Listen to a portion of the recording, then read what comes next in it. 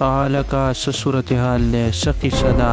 کور کې خو به یې وهلی نه وي، پیپر چې سټامپ پیل ده. نه لکه زما پلار ته خو پته هم نه وه لګېدلې، هغه ما وشلول او غوزاره مې کړه. تا څه وشلول او غوزار دې کړه؟ ها هېڅ هم نه و پلاره، ساده کاغذ و، هغه مې وشلو او غوزار مې کړو. زه تا ته خر ښکارم؟ او څه دې وویل؟ نه نه ما څه نه دي ویل. ته راواله ستا د مارک شیټ هغه صحیح هو. اوس پوه شوې چې څه ویم؟ پلاره مارک شیټ خو زما سره نشته، نو څه دې کړو هو؟ پلاره هغه داسې خبره وه، زه پیر شوم نو ومې شله او غوزار مې کړو. او ستا زوی دومره ګټه نه ده کړې، دی به روزانه پیل کېږي ټیک ټکي ټک. پلاره غوسه کېږه مه، بلې پیرې له به پاس راځم. بس ستا د ناټک نه ختمېږي.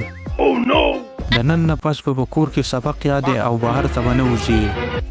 سړیه واوره، دله ټیویشن له یو استاد وګوره نو بیا به صحیح. ستا خبره صحیح ده، زه ورته رینګ میلاوم او سبا به راځي ټیچر. تاسو څه وایئ ولې نه؟ زما مطلب دا دی چې تاسو غلي ناست یئ، زه م سله راوستی یم. څومره سکول دی ویلی؟ ډېر سکول مې ویلی، ډېر. چمجن استاد، زه م درته دغه وایم، د څومره پورې سکول دی ویلی؟ تا ته اوس زه ښکاره قیصه کوم.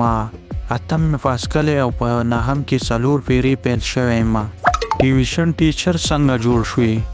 دا خو زه ډېر قابل وم، بس جوړ شوم، د الله فضل دی. نو بل چاته دې سبق ښوولی دی که نه؟ بلکل ښوولی مې دی. تا چې غفوري ته م سبق ښوولی و؟ واو غفوري ته مې څنګه سبق ښوولی دی؟ اوس څنګه قابل دی؟ نه نو غفوري خو ماته وویل چې استاد راغلی و، هغه خر و، صرف په خېټه کې پروت و او څه پړهیي نه کوله. نه هغه ته ما سبق نه دی یاد کړی، هغه به چېرته بل ټیچر و.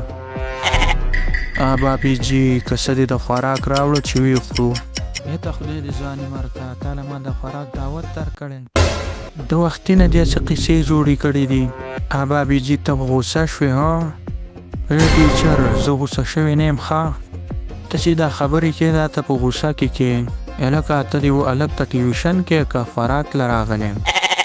100 روپۍ والې 3000 روپۍ به درنه علم نو 100 روپۍ به درله درکوم، سبا نه راځه. صحیح ده ټینګ چې کې سرجي اوبه وڅښه که نه. شکریا زویه شکریا. وروره ستا دا زوی خو ډېر ښه دی.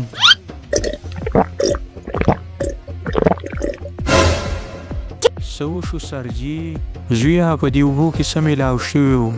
ما پکې جمال کوټه اچولې وه. څه؟